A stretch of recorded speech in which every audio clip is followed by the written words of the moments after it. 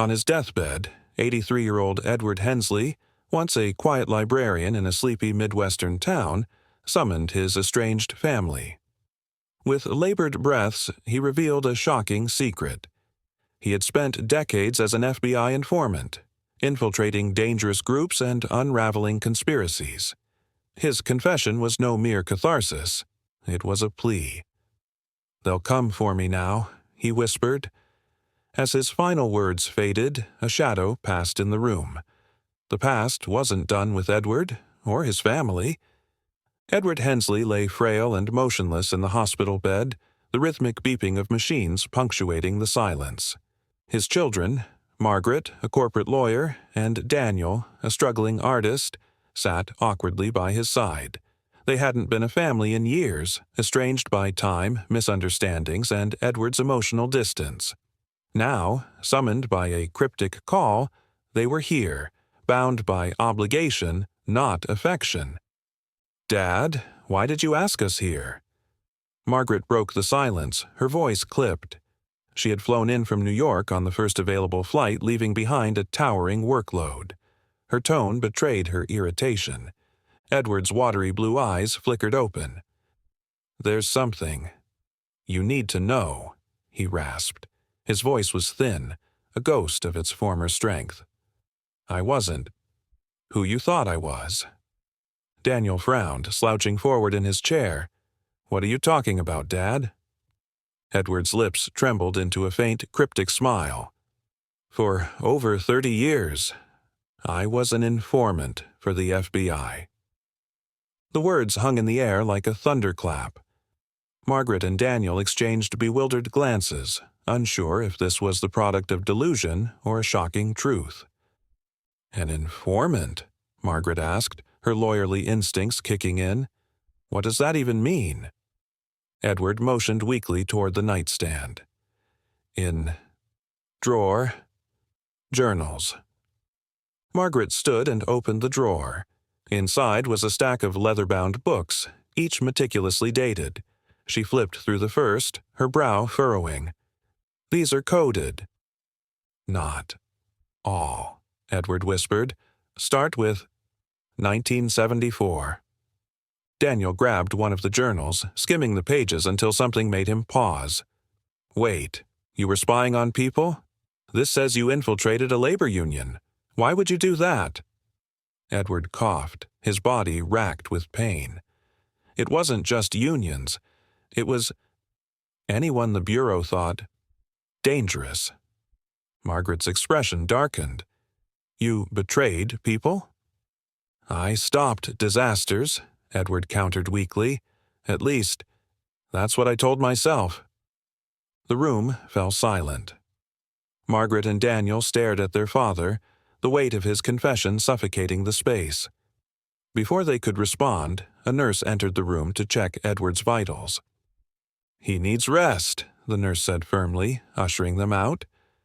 Hours later, Margaret and Daniel sat in Edward's modest living room, journals spread out on the coffee table. What they uncovered painted a picture of a man they didn't recognize, a quiet librarian who had lived a double life. The first journal detailed how Edward was recruited in 1974 by Howard Bishop, a charismatic FBI agent. Bishop had convinced Edward to infiltrate a local union suspected of harboring communist sympathizers. What began as a favor spiraled into a decades-long web of deception. "Do you realize what this means?" Margaret said, her voice sharp with incredulity. "He spied on people, manipulated them, maybe destroyed lives." Daniel frowned, holding up another journal. "Or saved them.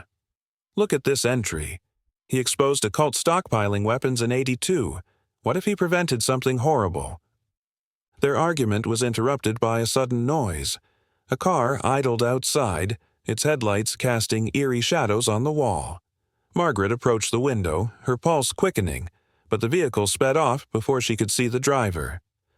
"Someone's watching us," Daniel murmured, stepping back from the window.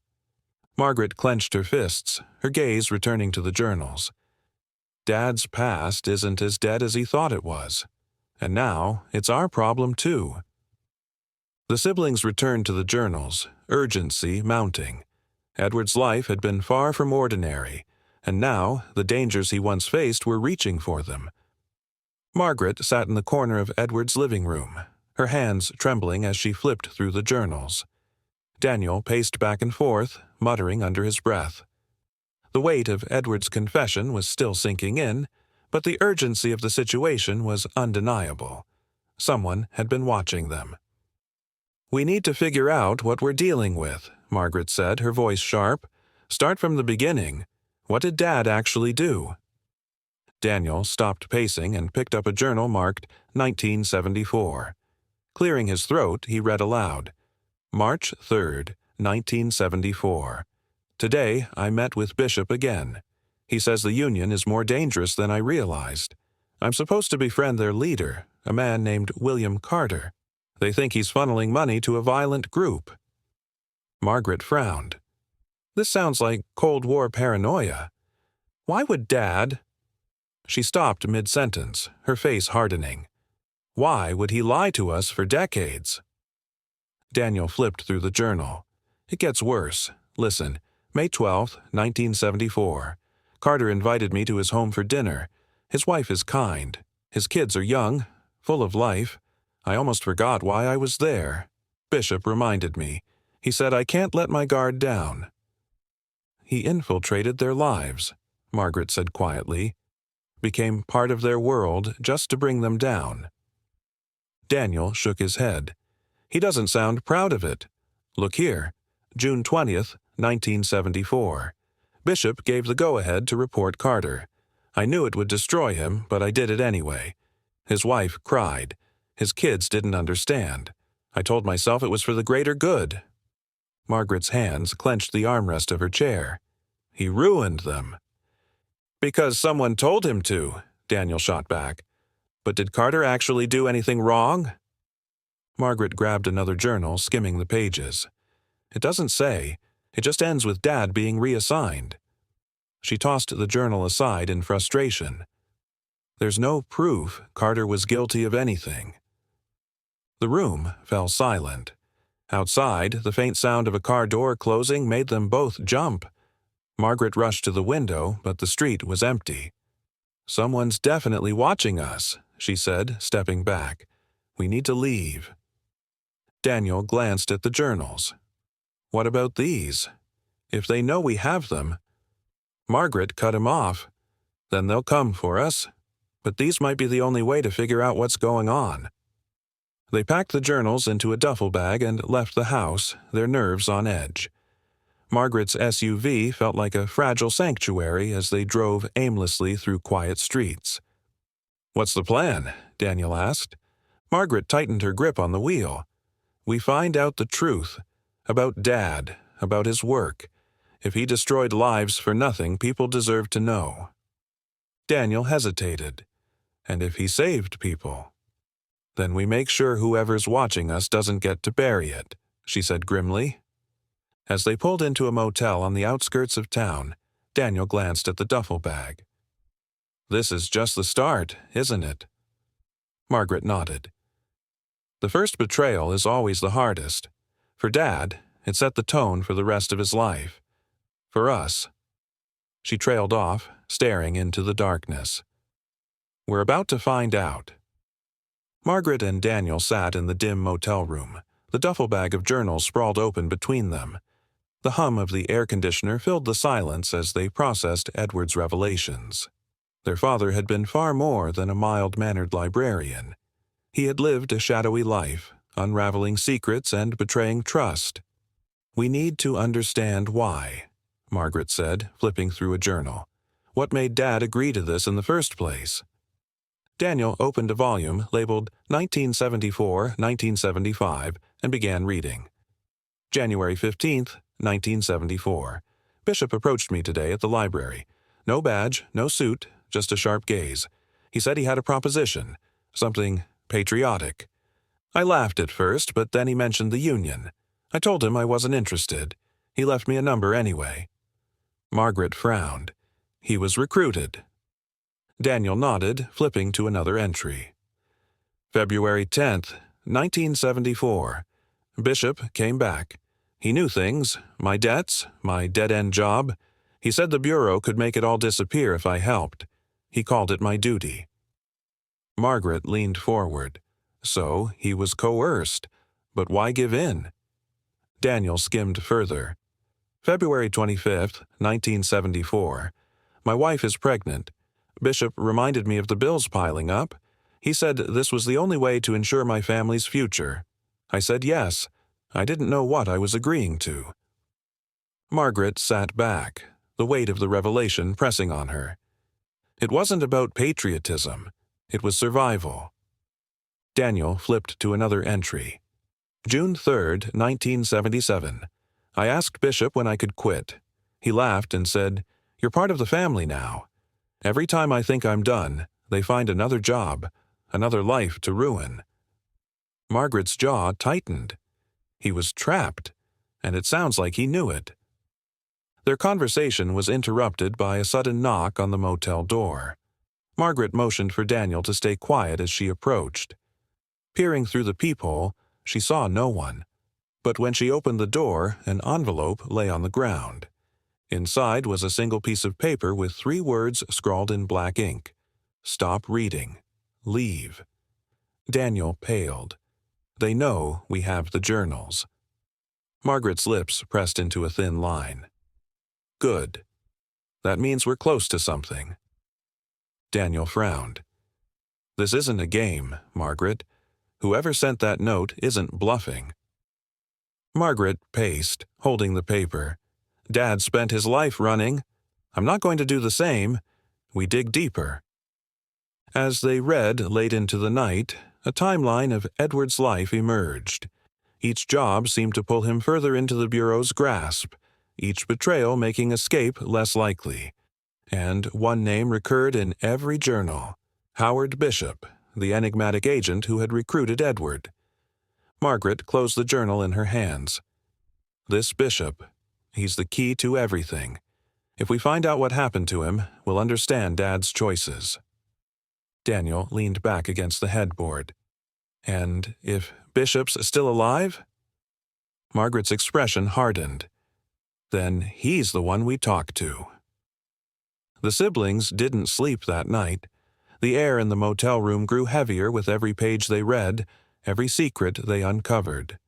Edward's life had been a maze of manipulation and shadowy alliances. And now, Margaret and Daniel were caught in the same web, unsure if they could find their way out. Morning light filtered through the motel curtains, but Margaret and Daniel were already awake, their eyes bloodshot. The journals lay scattered across the table. Pages turned as they pieced together Edward's shadowy life. One name surfaced repeatedly, heavy with menace: Malcolm Kane. "Kane," Margaret muttered, tracing the name. "Dad mentioned him a lot. Look here, November 14th, 1982. Kane's followers would die for him, and kill for him too. Bishop says I need to get closer, but I can feel him watching me."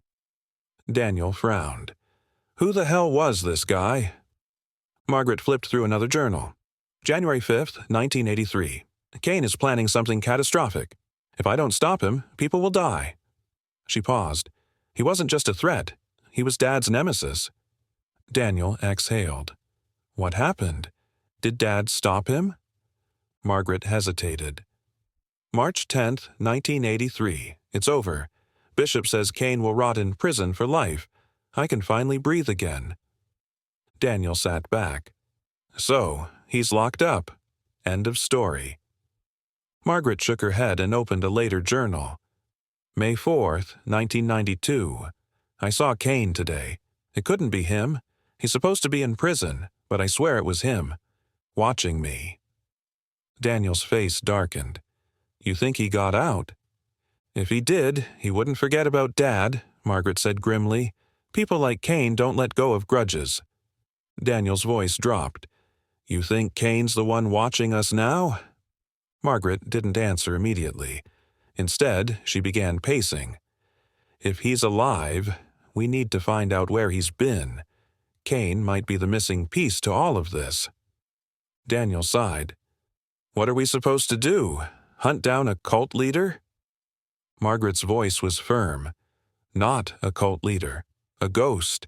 Someone who shouldn't exist anymore. Hours later, after following rumors and dead ends, they found a lead. A small-town article mentioning Kane 2 years ago. Local man claims ex-cult leader Malcolm Kane living in isolation near Clearwater. Daniel read aloud. Margaret tightened her grip on the wheel. Then that's where we're going. By the time they reached Clearwater, night had fallen. They parked near a diner, hoping for information. Inside, the smell of coffee and fried food did little to calm their nerves. Margaret approached the counter, showing the waitress a photo of Kane from the journals. "Have you seen this man?" The waitress froze, her eyes darting nervously. "I don't want trouble," she whispered before hurrying away. Daniel leaned closer. "That's not suspicious at all." Before Margaret could respond, a man from the corner booth approached. He was older, his face lined with years, but his eyes were sharp. "You're looking for Kane?" Margaret hesitated. "Who's asking?" The man smirked. "Someone who knows better than to dig where you don't belong.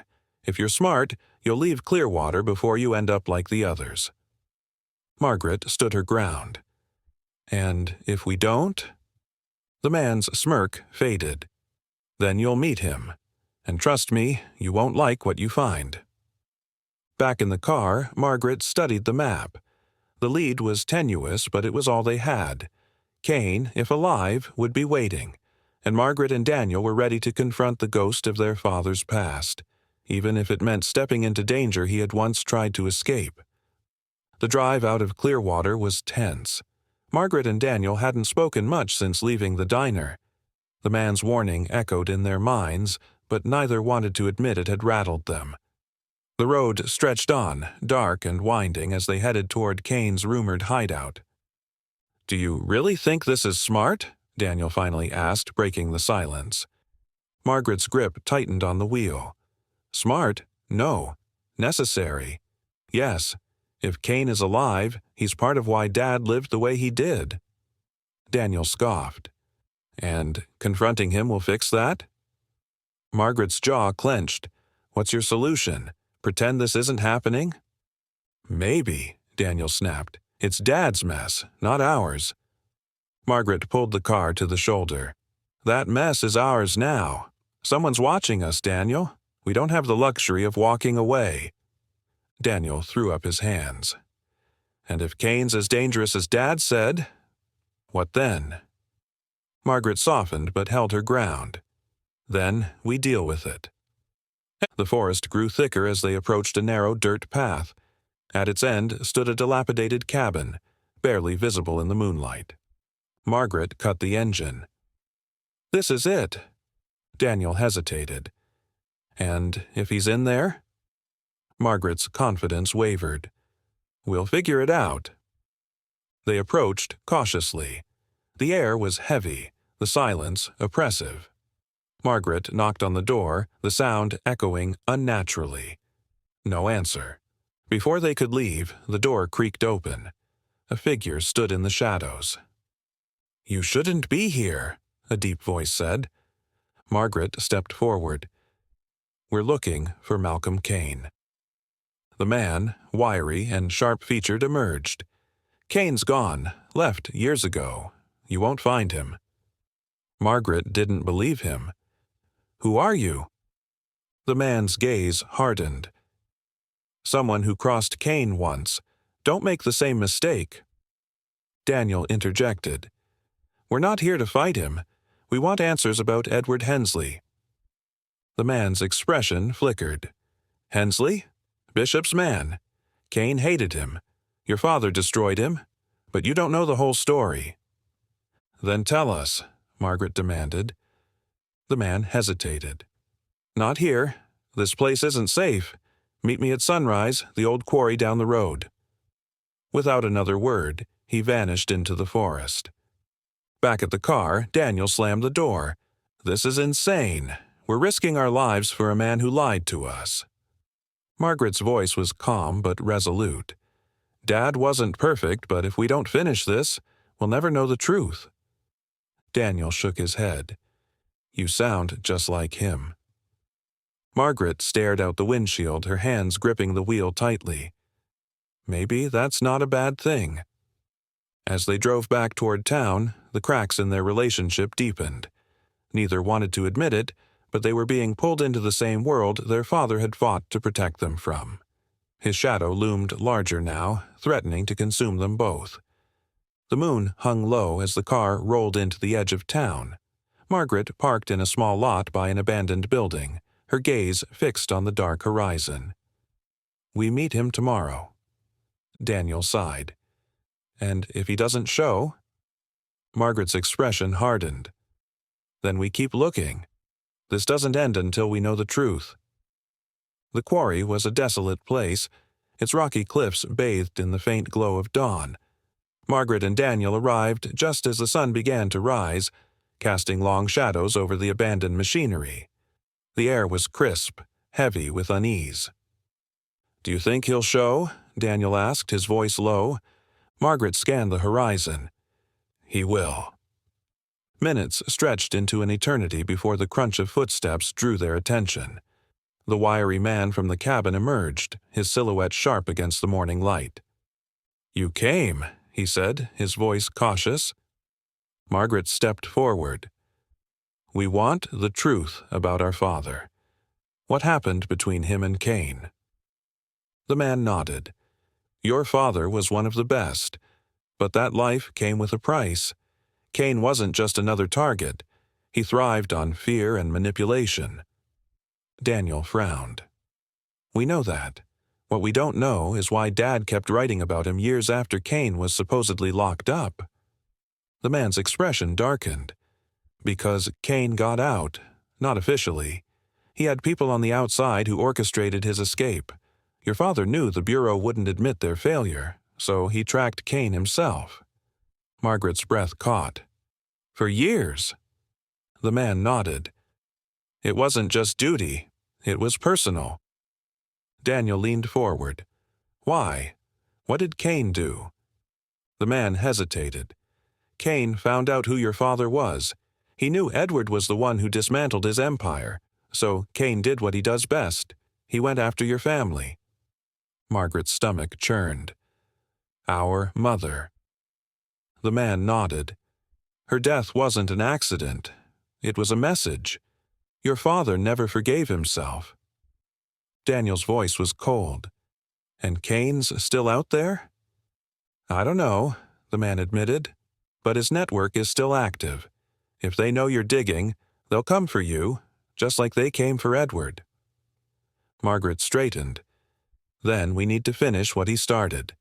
We need to find Cain." The man shook his head. "Cain isn't just a person. He's an idea. Even if you find him, cutting off the head won't kill the beast." Margaret's resolve didn't waver. "We'll take that risk." The man sighed. "There's a storage unit outside town. Your father rented it under an alias. Whatever's in there might help you." Margaret exchanged a glance with Daniel. "Why are you helping us?" The man's gaze softened. "Because I owe your father. He saved my life once, even when he didn't have to." He paused. "But be careful. This isn't a fight you can win easily." With that, he turned and disappeared into the quarry's shadows. Back in the car, Daniel stared out the window, his mind racing. "Do you really think we'll find anything in that storage unit?" Margaret started the engine. "There's only one way to find out." As they drove toward the outskirts of town, unease settled over them. The more they uncovered about Edward's life, the deeper the shadows seemed, and the more dangerous it became to bring them into the light. The storage unit sat at the edge of town, nestled between a decrepit auto repair shop and a boarded-up diner. Margaret and Daniel parked outside, their nerves frayed. The metal door gleamed in the dim light, a silent promise of the secrets it held. "Do you think it's safe?" Daniel whispered. Margaret tightened her grip on the keys. "We don't have a choice." The lock clicked and the heavy door creaked open. Inside, rows of shelves held boxes, folders, and scattered photographs. The musty air was thick with untold stories. Margaret stepped in. This is it, everything Dad left behind. Daniel picked up a box labeled 1978-1982. Inside were bundles of papers and cassette tapes. He held up a tape. Surveillance logs. Did Dad keep his own records? Margaret nodded, flipping through a folder. These are detailed accounts of every mission he worked on. Look at this. She handed Daniel a file marked Malcolm Kane, classified activity. Daniel read aloud. Kane's network operates across state lines. Smuggling, arms deals, manipulation of followers, expansion plans beyond U.S. borders. Margaret's face darkened. Dad wasn't just tracking Kane, he was dismantling him. A noise outside froze them both. Gravel crunched underfoot. Margaret motioned for silence and peered through the door. A shadow moved in the parking lot. "We're not alone," she whispered. Daniel's eyes widened. "What do we do?" A voice called out. "We know you're in there. Step out and no one gets hurt." Margaret scanned the room, her mind racing. She spotted a fire extinguisher and grabbed it. "Stay behind me," she mouthed. The door rattled as someone forced it open. Margaret swung the extinguisher hard, the clang of metal echoing. The intruder stumbled back with a grunt. "Run!" she shouted. Daniel grabbed the tapes and bolted toward a back exit. Margaret followed, adrenaline surging. They burst into the alley, the sound of footsteps close behind. "They're gaining on us," Daniel yelled. Margaret spotted an abandoned car and yanked the door open. "Get in!" Daniel dove into the passenger seat, clutching the box. Margaret fumbled with the wires beneath the steering column, her fingers trembling. "Hurry," Daniel urged. The engine roared to life as their pursuers rounded the corner. Margaret slammed on the gas, tires screeching as they sped down the street. Daniel glanced back. Who were they? Margaret's jaw tightened. Kane's people, most likely. They know we're digging too deep. Daniel's face paled. What if they follow us? They won't, Margaret said, though uncertainty crept into her voice. Not tonight. The car roared onto the highway, leaving the storage unit and their pursuers behind. The box of tapes sat between them, a fragile lifeline. Margaret's grip on the wheel tightened. Whatever's on those tapes, it's enough to scare them. That means it's the key to everything. Daniel nodded, his breath still ragged. But now they know who we are. They won't stop. Margaret's eyes burned with determination. Neither will we. The tapes played one after another, their contents haunting in their clarity. Margaret and Daniel sat in the dim motel room, the cassette player perched on the small table between them. Their father's static-filled voice told a story of betrayal and fear. March 8, 1983, Edward's recorded voice began.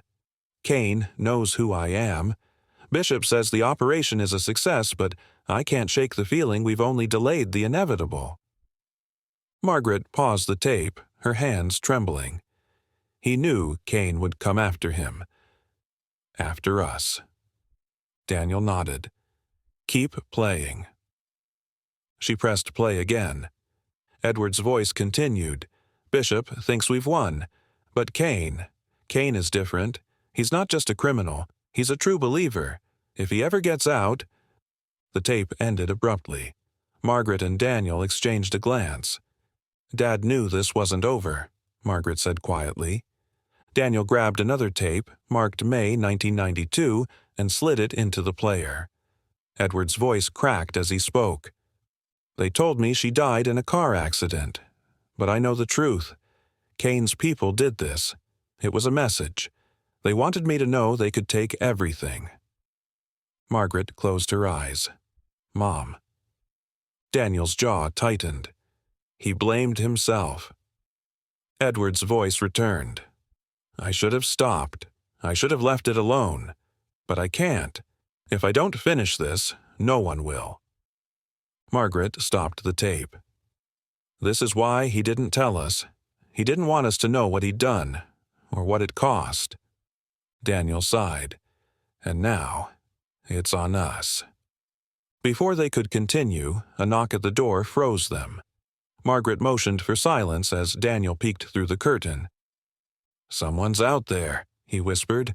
"Black SUV, same one from the storage unit." Margaret grabbed the duffel bag. "We need to go." They scrambled to pack the tapes, shoving them into the bag as the knock came again, louder. "We know you're in there," a voice called. "Open up, and no one gets hurt." Margaret pointed to the window. They worked quickly, climbing onto the fire escape as the motel door burst open.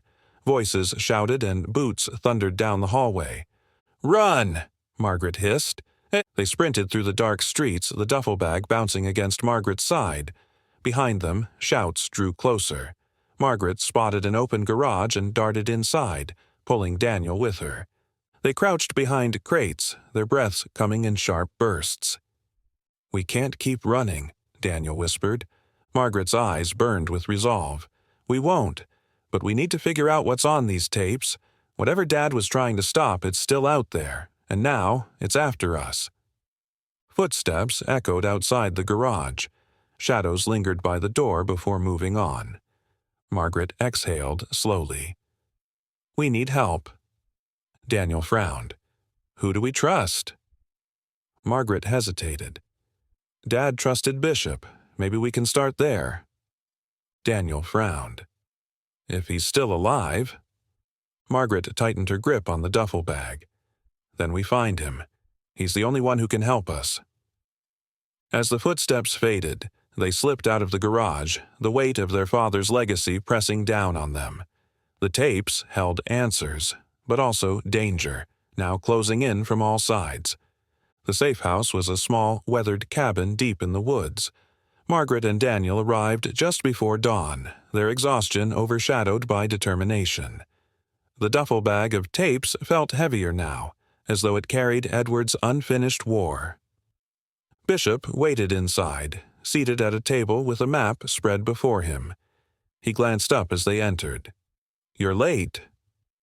"We had to be careful," Margaret replied, setting the bag down. Bishop nodded.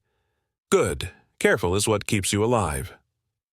Margaret and Daniel sat, their eyes fixed on the map.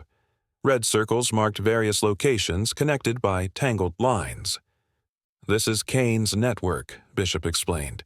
"If those tapes have what I think, we can finish dismantling it. But there's a problem." Daniel frowned. "What?" "Kane isn't dead."